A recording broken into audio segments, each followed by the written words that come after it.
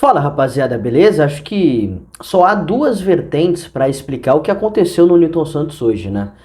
A vitória do Botafogo por 6-0 diante do Aurora e a classificação para mais uma fase. Agora vai enfrentar o Bragantino em busca da fase de grupos da Libertadores, né? A primeira vertente é a gente olhar para a equipe do Aurora e falar: não, cara, o Aurora, com todo respeito, é muito ruim tecnicamente e o Botafogo não fez mais que a obrigação ao golear, né, em casa, enfim, diante do apoio da torcida para recuperar a confiança. A outra vertente é a gente entender que o Aurora é bem inferior, é ruim tecnicamente, é uma equipe que dá muito espaço, que é, não vou dizer mal treinada, né, mas que pelo menos foi muito mal, e a gente já esperava isso. Só que o Botafogo foi lá e apresentou um desempenho bem aceitável, e o resultado também muito bom. E a minha opinião já cai mais para a segunda vertente, porque evidentemente o Aurora é uma equipe que, assim, se a gente for analisar, talvez no Campeonato Carioca seja, se o Aurora disputasse o Campeonato Carioca, seria provavelmente a pior equipe, tecnicamente falando, né? Porque é uma equipe que, cara, dá muito espaço, uh, e apresenta poucas dinâmicas para se defender, para atacar, enfim, é uma equipe muito abaixo realmente.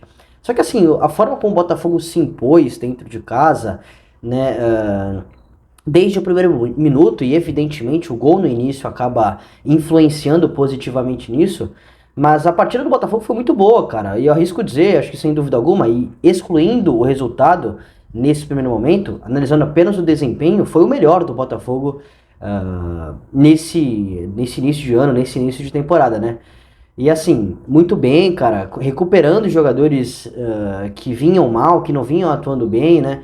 É claro, o trabalho do Fábio Matias de passar o bastão, né, do que era o trabalho do Thiago Nunes para o próximo treinador, que a gente ainda não sabe quem vai assumir o comando do Botafogo.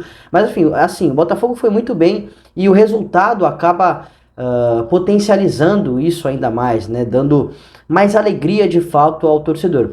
Eu acho que assim, o resultado em si dá mais esperança e dá mais confiança ao torcedor do Botafogo. Mas, porra, Vini, você tá falando várias e várias vezes que a Aurora é muito ruim. Mas, cara, independente disso, o Botafogo não tem nada a ver com isso, né? O Botafogo foi lá e se impôs e conseguiu fazer o resultado apresentando um bom desempenho. É claro que a gente tem que destacar alguns pontos individuais, uma coisa que eu queria citar já há muito tempo, né?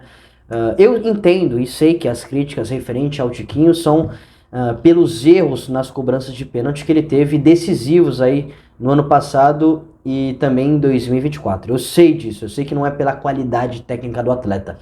Mas assim, a gente tá falando de um centroavante fenomenal, cara. Impressionante a sua qualidade técnica, a forma como ele arredonda muitas bolas que em alguns momentos são pedras, né? Pra ele mata no peito, ele gira, ele domina, ele deixa o companheiro na cara do gol. Só hoje foram 3 assistências, tá? E de muita qualidade realmente. Então, apesar de eu entender as críticas e de boa parte da torcida do Botafogo tá um pouco na bronca com ele por essa questão que eu já citei, não dá para o Botafogo perder esse jogador por conta desses motivos, né? Porque é um jogador fundamental e acredito que qualquer clube do futebol brasileiro gostaria de ter esse atleta no elenco. Pela qualidade que ele tem, pela experiência, enfim, o Tiquinho joga muita, mas muita bola. E eu tô falando isso não só pelo que ele apresentou hoje, mas desde o que ele apresenta, desde quando ele chegou ao Botafogo lá em 2022, tá? Outro ponto individual que eu queria citar para essa partida, o Eduardo, tá? Eu sei que também boa parte da torcida tá na bronca com o Eduardo, por achar que em alguns momentos decisivos ele acaba não correspondendo, mas assim, é um outro atleta com uma situação muito similar do Tiquinho, refinado tecnicamente, com muita qualidade. Eu acho que como ele vem atuando, né, pelo menos atuou hoje contra o Aurora, atrás da linha da bola, ele rende muito mais, ele faz a equipe jogar, participou diretamente deu uma assistência para o Savarino, no primeiro gol ele também deu um passe para o Tiquinho, depois o Tiquinho deu assistência para o Júnior Santos, participou aí no mínimo de 3 gols do Botafogo diretamente, né, nas construções das jogadas. E quando ele atua de frente pro jogo, atrás da linha da bola, ele rende muito, como um camisa 10 de fato, né? Eu sei que, às vezes, por conta disso, o Botafogo acaba perdendo a presença de área que ele tem, né? Em muitos momentos o Botafogo, ainda com o Luiz Castro, ainda com o Bruno Lage, utilizava o Tiquinho e o Eduardo dentro da área para dar esse peso, e com o Eduardo recebendo essa bola um pouco mais atrás, né? O Botafogo acaba perdendo essa força. Mas acho que ele rende mais, acho que ele consegue entregar mais para a equipe atuando nessa função, né? O jogo de hoje serviu para a gente entender como o Tietê também é muito importante para a equipe, né? Ele que não vinha atuando bem. Mas assim, se a gente for analisar pro elenco do Botafogo, qual é o segundo volante que o Botafogo tem com as características similares do Tietê? O Marlon Freitas é o primeiro, né? Inclusive o Thiago vinha utilizando o Marlon e o Danilo juntos e, cara, não dá certo. São dois primeiros volantes, não dá para jogar com os dois juntos. Pelo menos a minha opinião é essa, tá? Então tem o Marlon, tem o Danilo, já vou falar sobre o Danilo, tem o Gregory, três primeiros volantes. Aí tá surgindo agora o Cauê. Beleza, filho. O Cauê é um cara que tem algumas características, algumas, tá? Similares com o Tietê. Acho que ele pode atuar como segundo volante. Inclusive é um moleque de muita qualidade, tá? Eu não ia citar ele agora, eu ia citar nas substituições, mas eu queria falar. Esse moleque tem muita qualidade. Ele tem passagem pela seleção de base, nascido em 2004, se eu não tô enganado. Agora eu posso estar equivocado.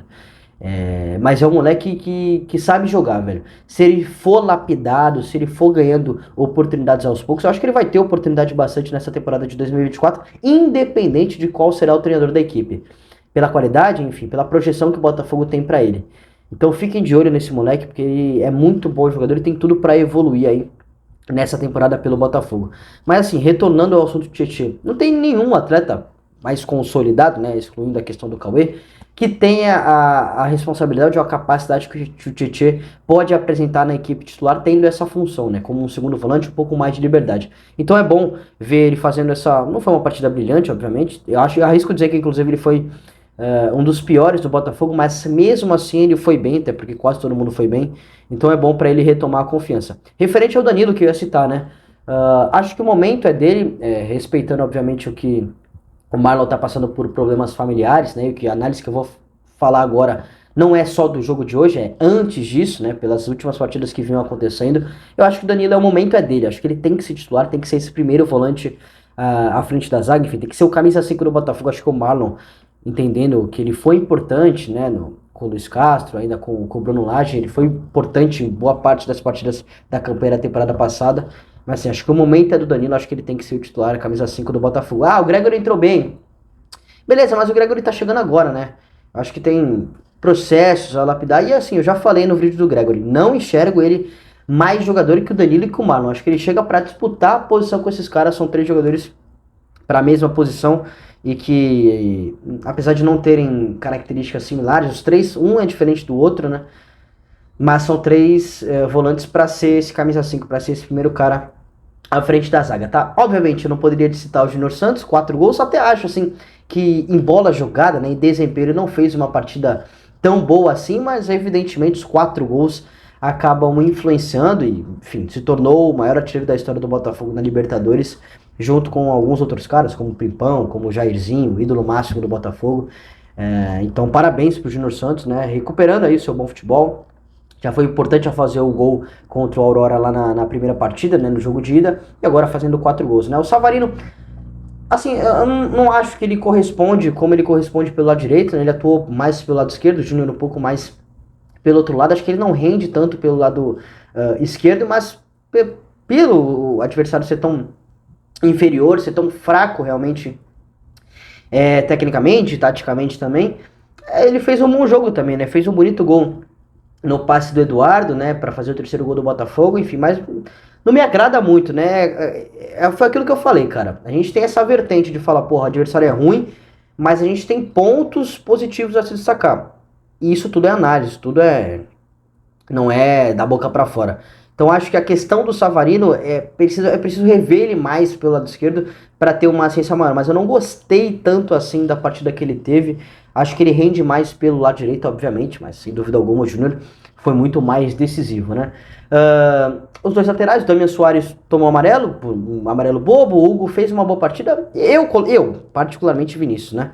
Eu entendo que o Hugo tá muito bem, eu entendo que ele tá fazendo bons jogos e que ele tá correspondendo, mas assim, eu tenho dúvida ainda com relação ao que vai ser a temporada do Hugo. Não consigo bancar que de fato ele vai ser o titular no lugar do Marçal pelo lado esquerdo, tá? Então é algo pra gente analisar ainda mais no decorrer da temporada. Vem Libertadores, tem o Bragantino aí na próxima fase, tem Campeonato Brasileiro, enfim. O Barbosa todo jogo ele toma amarelo, e geralmente amarelo bobo, como foi realmente esse que ele tomou hoje. Enfim, a gente sabe que ele é, no bom sentido, obviamente, meio maluquinho, né? Enfim. Sobre o Gatito, pouca coisa a se falar, né? O Botafogo mal foi atacado, o Aurora mal conseguiu chegar e mal conseguiu trazer perigo ao Botafogo. Cara, acho que é isso. Tem todos os 11 iniciais. Entrou no segundo tempo o Matheus Ponte, no Damian Soares, que já estava amarelado. Também fez uma boa partida, atuou pouco tempo. O Gregory no lugar do Barbosa, que também já estava amarelado. O Danilo foi deslocado para a zaga. Também atuou pouco, pegou pouco na bola, né? Não dá para fazer uma variação tão grande. Gostei da movimentação do Cauê. Tá? Acho que ele pegou mais na bola em relação ao Gregory. Ele teve boas tomadas de decisão. O Janderson também, bastante participativo no lugar do Tiquinho, que saiu para ser ovacionado, e o Diego Hernandes também entra no lugar do Eduardo também para sair ovacionado, né? O Diego, que tinha feito gol, né, contra o Audax, se eu não estou enganado, meu Deus do céu, foi contra o Audax na rodada passada pelo Carioca, também atuou pouco tempo, né? Não dá para fazer uma avaliação tão grande.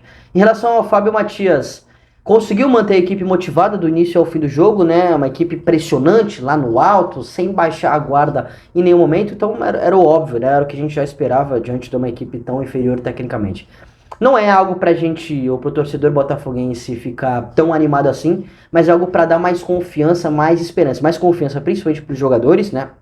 Até porque a gente não sabe ainda qual será o próximo treinador do Botafogo, e mais esperança, traz mais esperança, deixa o torcedor botafoguense mais esperançoso pelo desempenho e pelo resultado que foi apresentado de uma equipe que se impôs do início ao fim sem dar nenhum espaço e sem dar nenhuma trégua aí para o adversário. Agora o próximo confronto vai ser duríssimo, né? O Botafogo tem uma partida decisiva contra o Fluminense pelo Carioca na próxima rodada, mas assim, analisando pela Libertadores, é um confronto complicado contra o Bragantino. A gente sabe que o Bragantino empatou os 2 jogos por 0-0, se classificou nas penalidades, mas todo mundo sabe do trabalho do Pedro Caixinha, todo mundo sabe do elenco que o Bragantino tem, é um tempo de trabalho, é um time já entrosado, teve a vinda do Lincoln, que estava no Fenerbahçe da Turquia, que é um excelente jogador. Então a gente sabe que vai ser um confronto, 2 confrontos, né, e 2 duelos duros. Mas assim, evidentemente o que foi apresentado hoje dá mais confiança, mais esperança ao torcedor botafoguense. Concorda comigo? Manda aí nos comentários, rapaziada.